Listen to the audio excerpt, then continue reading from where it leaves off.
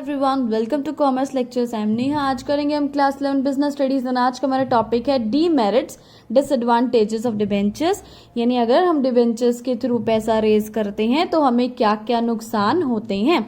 And guys, अगर आपको ये नोट्स चाहिए तो डिस्क्रिप्शन में लिंक मिल जाएगा, उस ऐप में से आप नोट्स डाउनलोड कर सकते हैं। तो पहला नुकसान देखो क्या है, फिक्स्ड ऑब्लिगेशन, यानी एक फिक्स्ड कमिटमेंट है। यहाँ देखो इसमें क्या होता है, अगर हम डिबेंचर्स के थ्रू पैसा रेज करते हैं, लोगों ने हमारे डिबेंचर्स खरीदे, उसके बदले हमें उन डिबेंचर होल्डर्स को फिक्स्ड रेट ऑफ इंटरेस्ट देना पड़ेगा। जैसे कि चाहे हर महीने, चाहे हर 6 महीने में, चाहे हर साल, पक्का जो है ब्याज फिक्स देना ही देना पड़ेगा। Even in case of loss, यानी आपको घाटा हो रहा हो लेकिन आपको ब्याज देना है।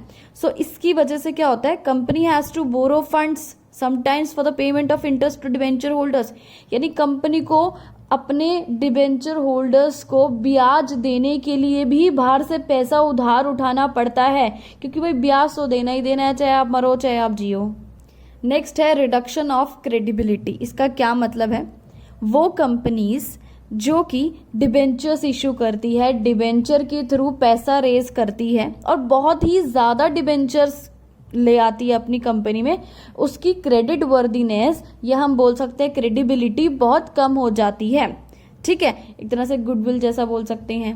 ठीक है, और इसकी वजह से क्या होता है, जो फाइनेंशियल इंस्टीट्यूशंस होते हैं या जो पैसे देने वाले आपके लेंडर्स होते हैं, वो काफ़ी हेजिटेट होते हैं, 50,000 बार सोचते हैं उस कंपनी को पैसा देने में जिस कंपनी ने डिबेंचर्स के थ्रू पैसा रेज किया है। क्यों? क्योंकि फाइनेंशियल इंस्टीट्यूशंस को डर लगता है कि अगर हम इनको पैसा दे देंगे तो हमारे पैसे डूब सकते हैं, क्योंकि डिबेंचर होल्डर्स को आपको क्या देना है, फिक्स्ड इंटरेस्ट देना है। और फिक्स्ड इंटरेस्ट देने के बाद क्या पता इनके पास पैसे बचें या ना बचें हमें वापस लौटाने के लिए, इसलिए डर लगता है उनको। नेक्स्ट देखते हैं चार्ज ऑन एसेट्स। इसका क्या मतलब है, debenture holder usually debentures are issued against security of fixed assets. देखो जो डिबेंचर्स हैं जब भी वो इशू किए जाते हैं हमें कुछ सिक्योरिटी रखनी पड़ती है, यानी कुछ गिरवी रखना पड़ता है। और क्या गिरवी रखना पड़ता है, हमारे फिक्स्ड एसेट्स गिरवी रखने पड़ते हैं। सो क्या होता है, अगर कंपनी पैसा रीपे नहीं कर पाती है, यानी डिबेंचर होल्डर्स जो पैसा उठाया है उसको वापस नहीं कर पा रही है उनको टाइम पे, तो क्या होगा, डिबेंचर होल्डर्स के पास इस चीज का राइट है कि वो एसेट्स पे क्लेम कर सकें, यानी कंपनी को बोल सकें कि भाई चाहे तुम अपने एसेट्स बेचो, चाहे खुद को बेचो, चाहे खुद करो, हमें अपना पैसा वापस चाहिए। तो एसेट्स पे जो है वो क्लेम कर सकती है, यानी एसेट्स बेचने को बोल सकती है कि एसेट्स बेच के हमारा पैसा वापस दे दो। Next is no voting rights, यानी डिबेंचर होल्डर्स को वोट करने का अधिकार नहीं होता है। So interest rate on debentures, यानी डिबेंचर्स जिनके पास है उनको कितना ब्याज दिया जाएगा ये कौन डिसाइड करता है, इक्विटी शेयर होल्डर्स डिसाइड करते हैं।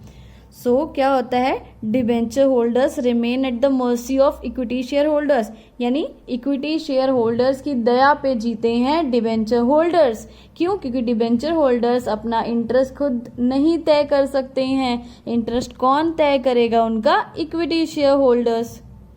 नेक्स्ट और लास्ट है requires huge fixed assets. Debentures जो होते हैं आपको पता है सिक्योर्ड होते हैं, इसका मतलब है कि आपको सिक्योरिटी रखनी पड़ती है, कुछ गिरवी रखना पड़ता है, फिक्स्ड एसेट्स, तभी आप डिबेंचर्स के थ्रू पैसा रेज कर सकते हो।